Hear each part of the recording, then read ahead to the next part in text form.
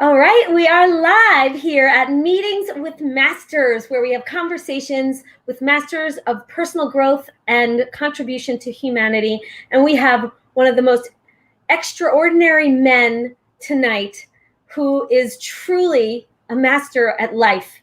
He is an inspiration. He is why I'm doing this show all the time now.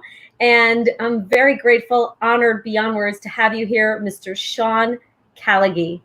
Thank you. Thank you. That was overwhelming. I don't know that I deserve all those beautiful words and accolades, but I am very grateful for you saying them. Thank you. Well, I mean, there's so much more. You know, you're an extraordinary man, yes, and you contribute immensely to humanity. You're an entrepreneur, a national motivational, inspirational speaker, philanthropist, one of America's top trial attorneys, an online personality, and a creator of many peak performance strategies and technologies. And oh, by the way, everyone who's watching, Sean Callagy is legally blind. He is a legally blind warrior who is an adventurer. And well, Sean, I'm gonna invite you to share more about you. And really, it's why we're here right now is because I want to learn about you, hear about how you came to doing what you're doing now, and about the amazing things that you can do. Like, you can do amazing things as a blind man. And you do amazing things anyhow. So please tell us more about you and how you came to being where you are today and having the massive influence that you have on people in the world, and the love-hearted man that you are is just such an honor. So I want to talk about that too as we roll here. Yeah. So thank you, Gina. I appreciate it. And I would say, to really contextualize this entire dynamic, first, thank you. You're an inspiration. You're a leader. You're taking massive action, and congratulations. Like, for real, from my heart to yours. A lot of people hear concepts, under strategies, and they don't implement, take action.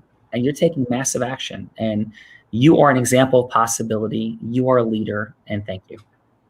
Well, thank you. And honestly, there are two men, you and Tony Robbins, but especially you, that I'm doing this show and Unblinded Movement, which we will definitely hear more about as we go, which is something that you've created. And it is because on one of our calls that you said, go out and do it, get behind a stage and a mic, create a podcast, create a show, and you can do it right here on Facebook. And I was like, you know what? I'm just going to do it. I'm going to get out of my comfort zone and I'm going to do it. And so because of you, I've interviewed amazing people, and it just has made a huge impact on my life. So thank you. Oh, thank you, Gina. And, to answer your question from before, your offer about me, I put it to one sentence. My greatest blessing from God is the ability to have faith, take action, and keep going. I've had more things not work the way I would have hoped to begin with than I could ever possibly count. I've had more disappointment, frustration, upset, what other people call failures. I don't believe in failure, but what other people call failures, like, all over the place. And I think if you just, it was one piece, is that I learn, implement, get a result, innovate, learn, implement, get a result, innovate, and keep moving forward. And that incredible man that you mentioned before, Tony Robbins, that little cycle process was something I was doing before I met him, but he gave me a language for it, and a lot more. So I'd say, yeah, that's what my life stands for, is I'll try stuff, and I'll move forward, I'll have a result, and I'll keep going and reframe the meaning of not getting the results that I want. And that is something I am proud of. There's things that the outcomes are beautiful and they're wonderful, but they're simply the byproduct of our processes, our self-mastery, our influence mastery. And the thing I'm most proud of in my life is that component, applied to family, applied to things. And yeah, so thank you, Gina. Wow. Well, thank you. And let me just back up for a second. Where in the world are you coming in from tonight? Yeah, I'm coming in from Long Beach Island, New Jersey. Woo-hoo. Which, Jersey, all the way. Jersey girl here, yeah. Mm-hmm. That's it, yeah. And actually, it's where the inspiration for Jaws was from. So 1916 shark attacks inspired Jaws, And yeah, I'm hanging out in Long Beach Island. Amazing, amazing. And like, and I think that's amazing. And what I know you're also from New Jersey. And we have one thing I want to mention too, is that I think you told me one day, or I heard your father went to St. Peter's, and I just want to mention that because my dad is watching, my family's all from Jersey City. So, so we have. I don't know if I knew that. That's amazing. And what's your maiden name? I use my maiden name. It's Ritchie, Ricci. Yep. My dad is John Ritchie. He had a brother, Michael Ritchie, and Billy Ritchie, and they're a big Jersey City contingency. So born in Margaret Haig Hospital here. That's my fun fact. I think, were you born there too, or maybe it was Rob Gill? I was born so was Rob. I think I was born in Margaret Haig Hospital, and my uncle Jimmy went to St. Peter's School, St. Peter's College, and there's Jim Bastek, and there's a building named after him at St. Peter's College. He went out to become Yeah. All right. So, Dad, if you're watching, it's James Bastek. I said Callagy, so he probably knows him. Yeah. Well, my dad, who went to Dickinson High School. So my dad also grew up in Jersey City, but my Uncle Jimmy went to St. Peter's. My dad went to Dickinson. And the Lancelotti, my cousins are police officers there, Lancelotti, and so it's amazing. So hello, John Ritchie. Yeah, so we'll have a conversation about that. And I know in a couple of weeks you're coming to, I think, the Operation Beachhead event in which my uncle. So we'll talk about that more. But that is an event for disabled. It originally started as the Veterans Disabled coming to Spring Lake Beach for surfing. And there's blind. We have folks who have no limbs and folks who are blind. And I know you're coming to support that. I'm so looking forward to that. So you'll meet some of the Ritchies there from Jersey City. So I'm excited about that. I look forward to it. Good, me too. So back to you, Sean. So can you tell me something? In your youth, you had your sight, correct? I did, yes. Yeah. And so were there disappointments? I know I've heard amazing stories, and I want to, I know you have some incredible sports stories that you said transformed you, and I'd like to hear about that and how it evolved into your life moving forward. And then, of course, the disappointment of losing what it was like to lose your sight, and how you've taken all of that forward to create this incredible life you have now. And this incredible movement, and the life-changing people that are influenced by the loving, giving person that you are in the world. Well, thank you. So yeah, my grandfather, who's home along with my grandmother, they both passed, is 200 meters that way. Like the bay is over there, the ocean's over there, my grandparents' house is over there. And my grandfather had my eye condition, retinitis pigmentosa. It's hereditary. Degenerative.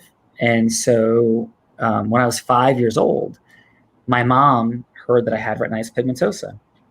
And the questions running through her mind as she hears this is, why? Why? Like, my father, my son, how is he going to support himself? How is he ever going to have a family? And these legitimately were my mom, Maureen's questions at that moment. I didn't know it. I remember it, though. I remember at 5 years old, having metal hooks put in my eyes and sitting through all these lights flashing and all this stuff going on in New York. And I'm 5. I didn't know why, but I remember it, and I actually got my eyeball scratched because this is what the state of technology was, when I was 5 years old. Right. And I grew up, without money, but amazing amounts of love. I was very, very blessed.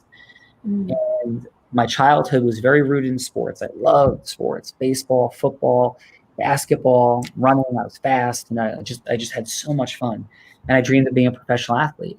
And my mom, I can't even imagine how much that was weighing on her heart, because she knew what I didn't know was that I was already going blind. So from the age of 5 to 17, my mom knows I'm going blind. My family knows I'm going blind. I don't know I'm going blind. I don't know I have my grandfather's eye condition. And I'm running around playing sports, and ended up as a Division I recruit in baseball and football. Incredible coaches, mentors, leaders that I was blessed to have. And I go to Columbia University, and my dreams and intentions are to be a professional baseball player. And I have a great career. I start as a freshman. I'm captain as a senior. But by that point, I do know I'm going blind. And my eye condition just starts to have enough an effect that it stops me from getting drafted. I was told I was getting drafted.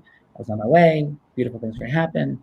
And I had some challenges, as college progressed, with seeing fly balls in the outfield. And I'm talking micro challenges, like not getting a great jump, on the ball, maybe occasionally in a super sunny day, losing a ball a little bit. But, that was enough, where I ended up not getting drafted. So that was kind of like my journey through my first impact of my eye condition was losing a potentially professional baseball career, which was devastating. But, I had my vision, mostly. I was functioning. I was able to do a lot of stuff. I could still play sports, just not at a professional level. So it was like this slow progression that had really begun to take things away from me starting at the age of 21. Mm. Wow. Wow. Wow. So starting at the age of 21. So what was happening then in your life? Well, I know what was happening, but did you have the strength? I know you had the love from your family within you then what did you decide to do with it? What was the strength that was happening within you causing you to move through that? Or, I mean, what's really weird is I never worried about going blind. I was devastated to lose baseball. But I think the process gave me some urgency. And the urgency was rooted initially in making sure that I had financial success, right? That's kind of what was in my mind and my heart, and family didn't have a ton of money, but they were, money, security, stability, like these were core things that mattered to everybody. And so money was like a thing, in my family, like making sure you had enough, that you're responsible. And I always worked. I always had money, like I'd get a job, I'd deliver pizza, I worked in factories. I always made sure there was a thing, like in my family, like make sure you have money, and not riches, but enough money to like do the things you wanted to do, to be able to like, go out and buy a pizza. Like getting a pizza when I was a kid was meaningful. I remember my mom buying like 10 pizzas and putting them in the freezer. They look on like super special, and that's kind of like what it looked like, right? And so as I, hit my 20s and realized I was going blind, making sure I stayed ahead of that curve and tried to figure out what the best way to make a living, would be. But I had functional vision in my 20s. So I went to law school. It was getting harder and harder. I remember, taking the bar exam, and it was a little bit hard to kind of read the questions, and the lighting wasn't great. So things were getting worse, right? And so I went to law school, not because I wanted to be an attorney, but because I figured it'd be a good way to create a stable income, and money. And that's really why I went. I was like, am I going to be a doctor or a lawyer? Like, what should I do now? I worked for a bank for a year after undergrad at Columbia, and before going to law school, I just didn't like it. It wasn't just the corporate dynamic just didn't feel right. And I was never somebody who was desired, to be political, to, I don't know, just to be subservient, like I didn't believe in that. I was coachable. I love sports, but I didn't want to play politics. Yeah, that's probably like, I want it to be a merit-based system. And like the corporate world didn't feel very merit-based. Maybe it is, right? Maybe it was, but to me, it didn't look and feel that way. So I decided to go to law school. That felt like a much greater way that I could control my own destiny. And as a footnote, Gina and everybody, I use the word destiny a lot. And people are like, oh, you went to Tony Robbins seminars, and I certainly did. But before that, my uncle James Bastek, he used the phrase manifest destiny, like a lot. And that's what drove him. So he would always talk to me about your destiny. So when I found Tony Robbins' work, it was like, oh my God, like he uses destiny, as well. So I go to law school and I go to make a living. And that's pretty much, the next step. Right. Wow. Ellen, what's coming to my mind is like that not only does Tony use destiny, but also that word manifest as well. And to have heard that when you were little, and, so you understood it when you were younger. I did. But thank you. Michael Jimmy was such an example of that. It was extraordinary. Like, and it was the precursor. My grandparents, and this is why I feel like I was so blessed. And what I want to give to other people who are not as blessed was I wasn't blessed with money, but I was blessed with love. I was blessed with a growth mindset. My grandmother, again, the house right over there, right? Yeah. On her nightstand is still a copy. When she died, she was 92. She was still reading Norman Vincent Peale's on her nightstand, a book that's probably 80 years old, 70 years old. The Power of Positive Thinking was on her nightstand, still reading it at 92. Wow. My grandparents took vitamins. They became very open-minded and holistically minded, probably because of my grandfather's eye condition.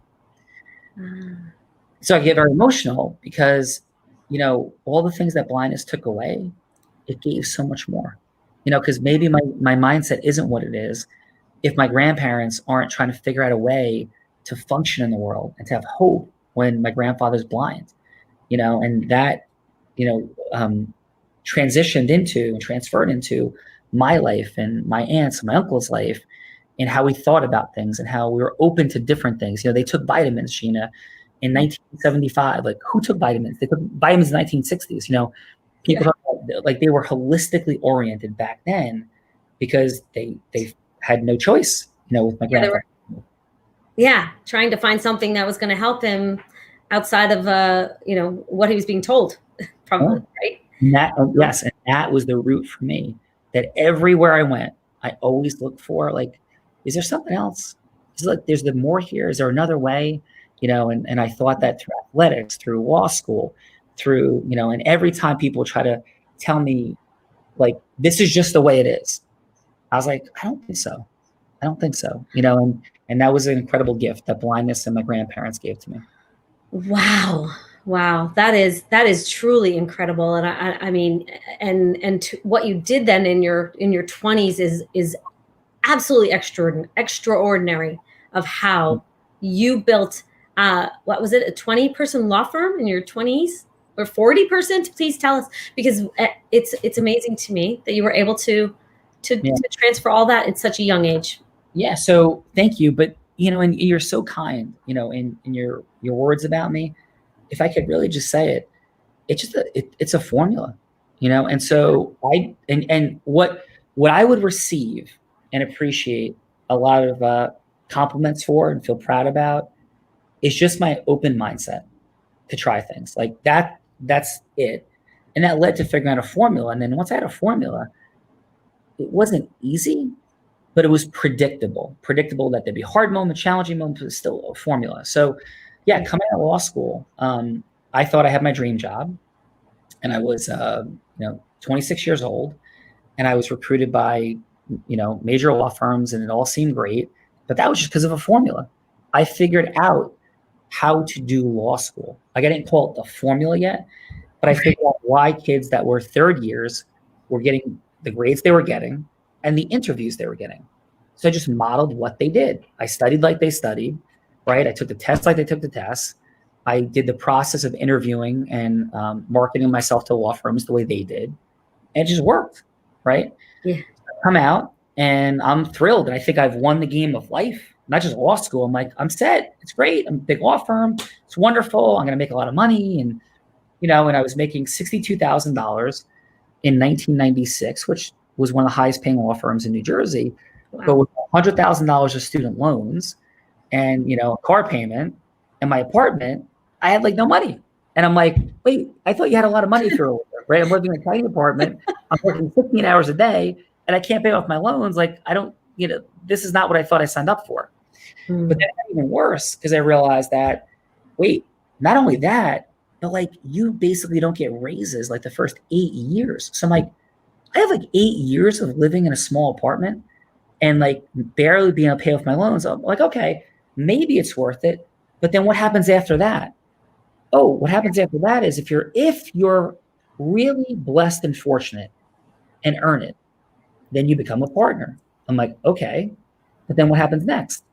Well, yeah, you make just a little bit more money. I'm like, well, when do you like stop working 12, 14 hours a day and have some financial stability and security? Because that's why I did this whole thing to begin with. I don't want to be a lawyer. How does this all work? Right?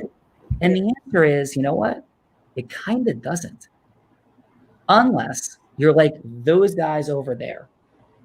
And I'm like, I don't get any of this. They didn't tell me this in undergrad, law school. I don't understand. I feel broke.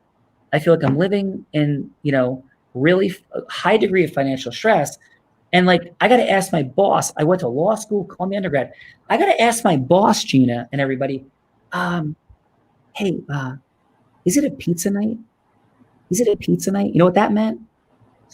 Sir, can I go home now?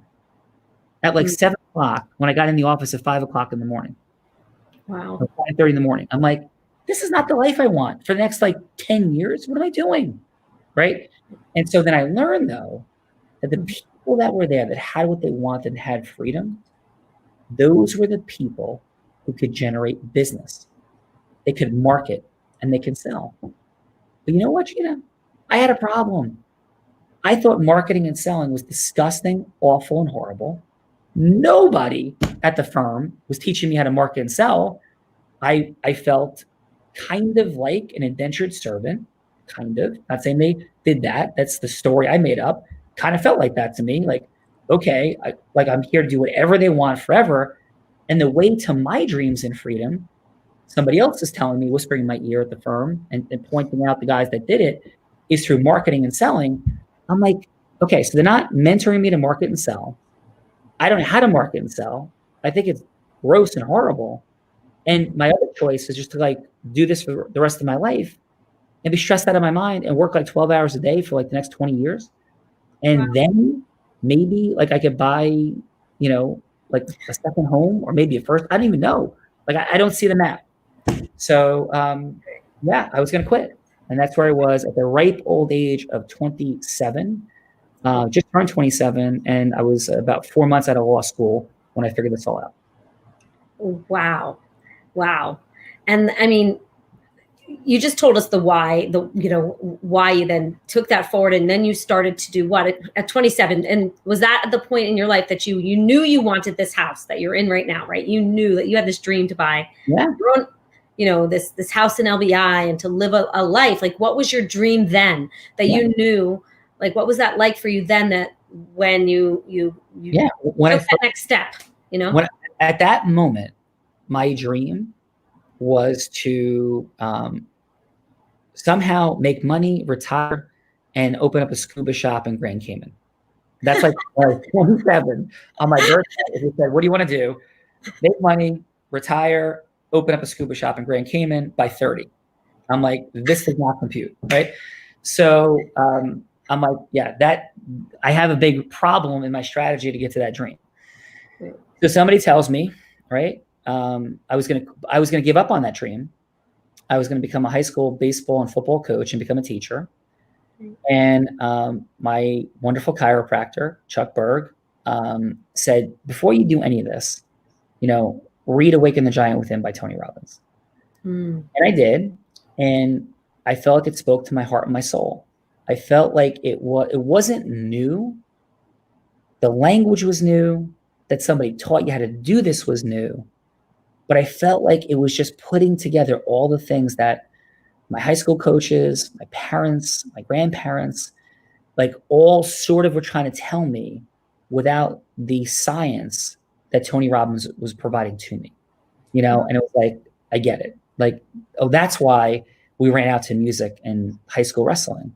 Like, that's why coach said this. That's why my grandfather said that. And Tony brought it all together for me. And so I quit my job and said, I'm going to start my own law firm, literally as an experiment in personal development. That is not a made up story after the fact. You could ask those that were there, right? I literally said, I'm going to see if what Tony Robbins, Jay Abraham, the other people I was reading at the time, How to Make a Fortune from Public Speaking, I want to see if this stuff really works. And I'm going to jump off a cliff to find out.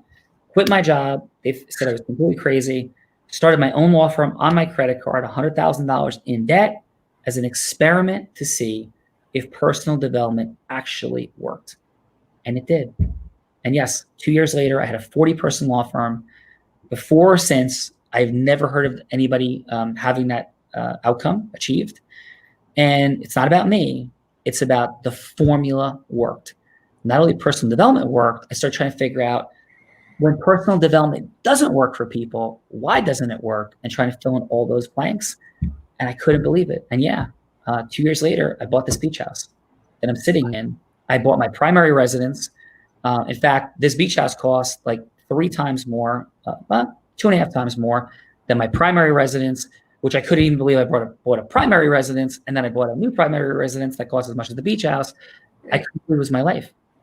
And for me at that time, that was like the pinnacle of achievement, was having financial things. Now, that stopped driving me because I still have the same beach house, right? And I didn't think of, okay, like, let me buy a 10 times bigger beach house. I did buy a second beach house, but money stopped driving me very, very early. And what started driving me was the desire to give this to other people, to teach people that you can get to that core financial time freedom dream that you have, you can get there. And that became very meaningful to me immediately upon, building a 40-person law firm. I was like, now I could teach people this. Like, here it is. Like, it works. And all these people say it doesn't. When I bought Awaken the Giant within, like, Tony Robbins, like that infomercial guy, like, that's a bunch of BS, and he's a fraud. What did he do? Those are things people were saying, like, literally. And I'm like, dude, how wrong you are. And not out of like in your face. It was like, I want to give this to you. You're wrong. The world is like, doesn't see what it doesn't see. So that's where we were. That's right. People don't want to see what they don't want to see. And you were proof, and you wanted to share it with others. And so did you know you had a formula? On that, did you know you had something at that point, or was it being sort of, you were creating along the way? Yeah. And to be completely, transparent, I knew at that time that a lot of people went to personal development seminars and didn't get what they wanted. And I'm like, and then the answer from the personal development speakers, right? And I'm not talking about Tony, but personal development speakers be like, yeah, well, you're just not trying. And I'm like, yeah, I believe that about some people, but man, I see some people here that are trying really, really hard, and they're not getting the results.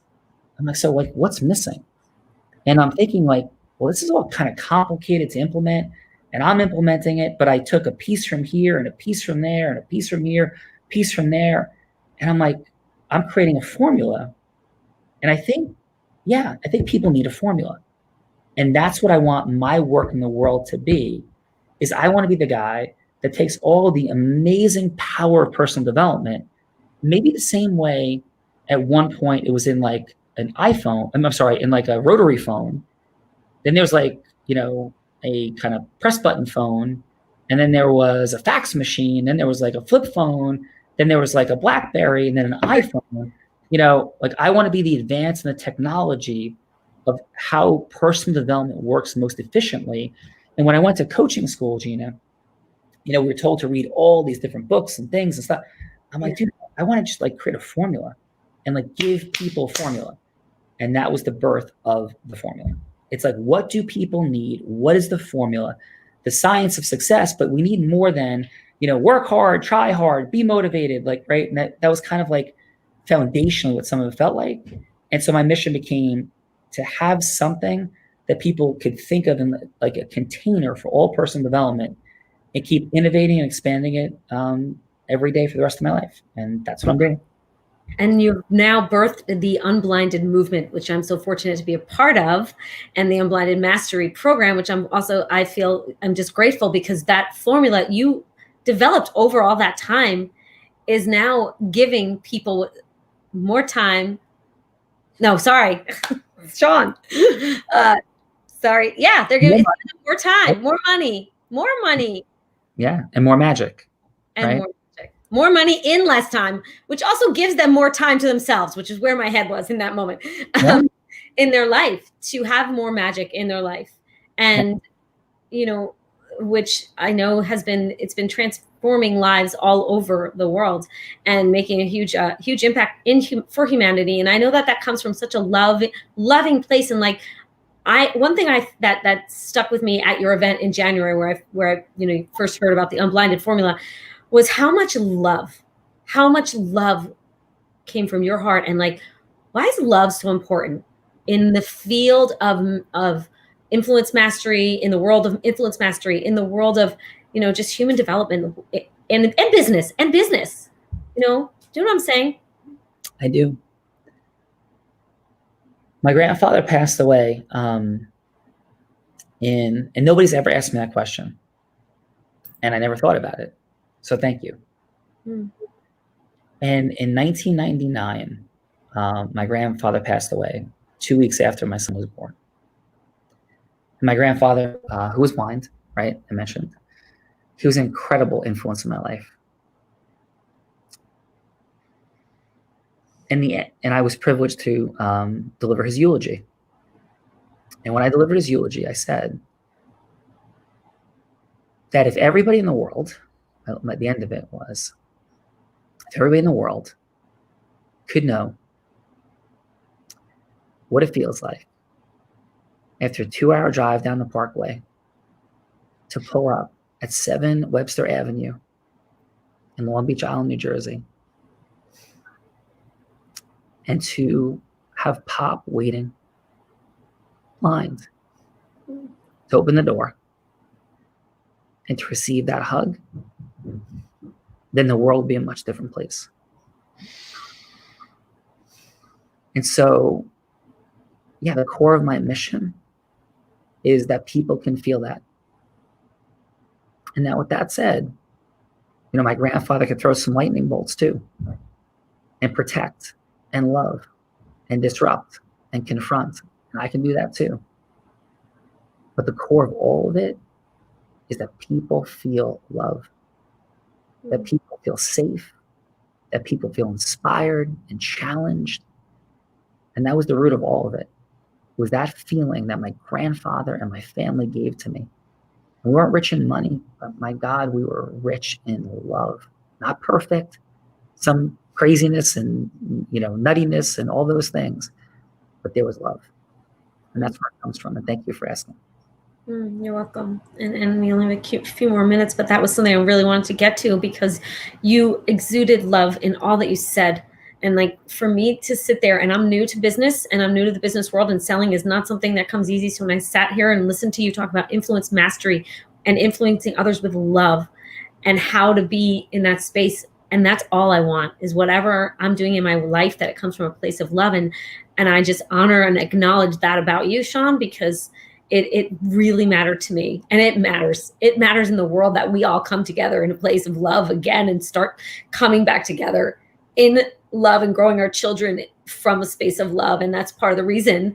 And I will mention before we have to go, but that you have, about your real raw role play and how now I'm fortunate to be doing a real raw role play for love and dating and love and couples with Susan Hum and Jan Hargrave and Dimple. And I'm honored and beyond words that all came from you, and that it comes from wanting people to be able to do things out of a place of love and learning love first, so that we can bring that to our children, and then our children can grow up in that kind of love environment like you had. And it shows what you do, Sean. It's making such an impact, and thank you. So, the Unblinded Movement, so if you want, we have a few more minutes before we have to, get going. And I want you to share whatever it is. You're doing a lot in the world right now. What is it you want people to leave with today? Yeah, what I'd like people to leave with, Gina, and this has been amazing, and I'm immensely grateful. And I mean that. Like, people say those things, but this was something a little different. And the way that you shared your heart, your questions, like, it's been long days, like intentionally, right?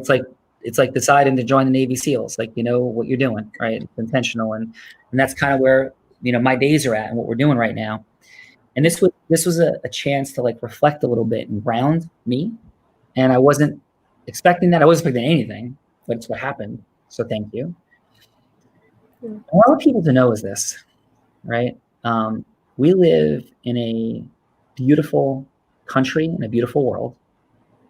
And we have competition, we have heart, we have soul, we have sports, and we have business, and we have family, and we have dynamics, and we have a lot of really interesting, diverse, and complex things that we are up to that lead to our more or less money, time, and magic, and that find people that believe in what you believe in. Like, not everything. It's not like perfectly aligned. Like, Gina, you and I aren't the same person, and I'm not the same as Dimple or Susan, and you're not, right? But find people that are aligned and wanting to grow, contribute, love people, have integrity, and remember that you can weaponize those words as you choose. And you can be like, oh my God, Gina's great and she's loving and Mary. And then the next day it's like they do something that you may, wish they made a different choice. It's like, oh, not integrity and they're not loving. Like, let's relax in our blame and judgment for each other. Yes. And if I could do anything, it would be to bring that to the world. And I do it too sometimes. But I'm committed to catching myself.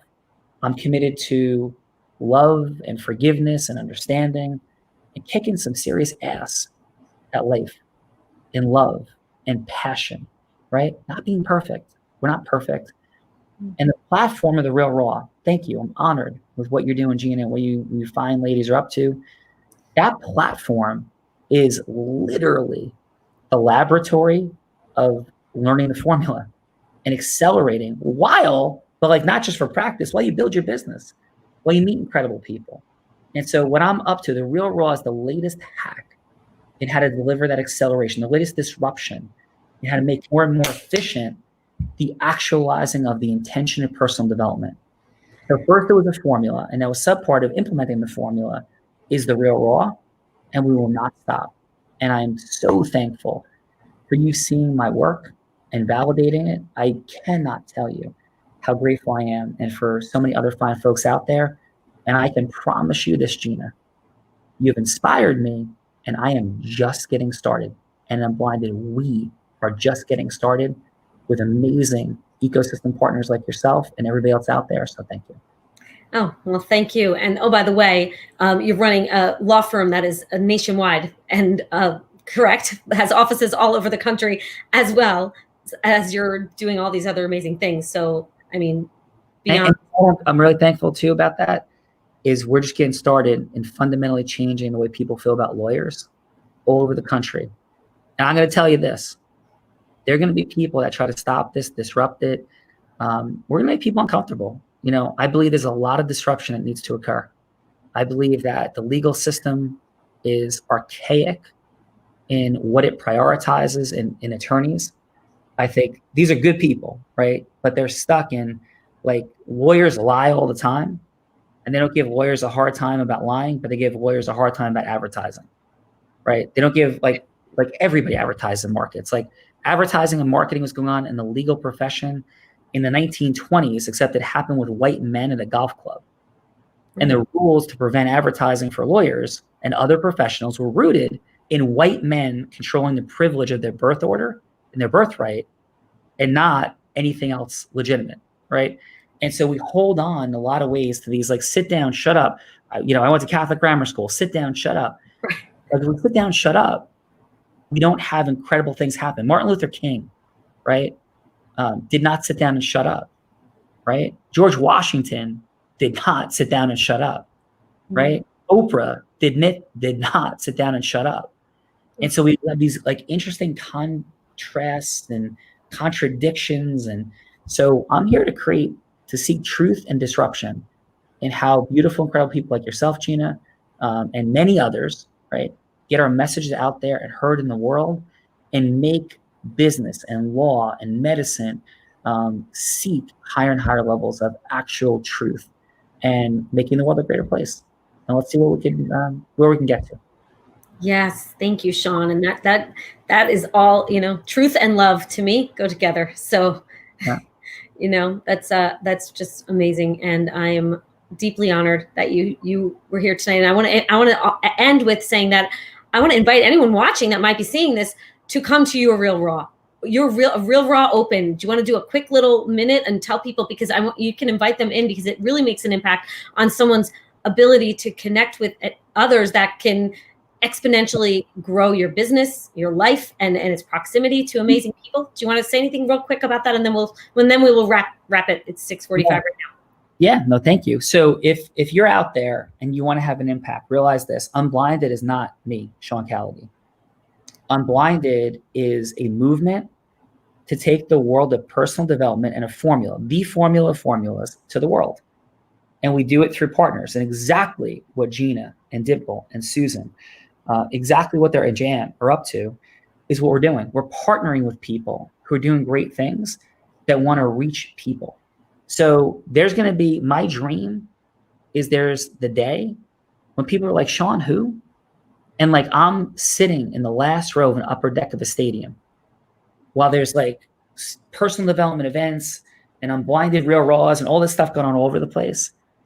And I'm just sitting there as like a witness to what everybody is doing, right? Yes. Like, oh, there was some guy that maybe created this formula at one point, and other people are leading and driving forward positive change in the world. And that's what this is all about. And the way to begin that journey together is through the Real Raw Open, coming on it, hosting, running. Like, we're not letting everybody do anything they want, right? But it's the beginning of how we create partnerships and journey together and expansion. So if you're interested in coming on one, come on, everybody's invited to do that, right? Yes. And then take it from there. And so maybe Gina, at some point, we can drop a link for folks on the Real Raw Opens, or you could find this at Unblinded Huddle or unblindedhuddle.com or unblindedmastery.com. And let's begin this journey together. Absolutely. And thank you, Sean. Yes, I will drop all the links after we are finished here in the conversation. And I thank you for being here. Thank you everyone for watching. Sean, I can't wait to continue on this journey with you leading us, but we're doing this ourselves, I know. And thank you. But thank you for being the model and the inspiration. We're all influencers influencing influencers to merge ecosystems. For 1 + 1 = 1 trillion relationships to make the world a greater place, to create this. Co-create simple, fun, and magical micro distinctions and frictionlessness that free exponential abundance of people's money, time, and magic. That is what we're doing here together. And we're having some fun. So thank you. Yes, thank you. All right. Thanks, everybody. Good night. Good night. Thank you, Gina. Thank you, Sean.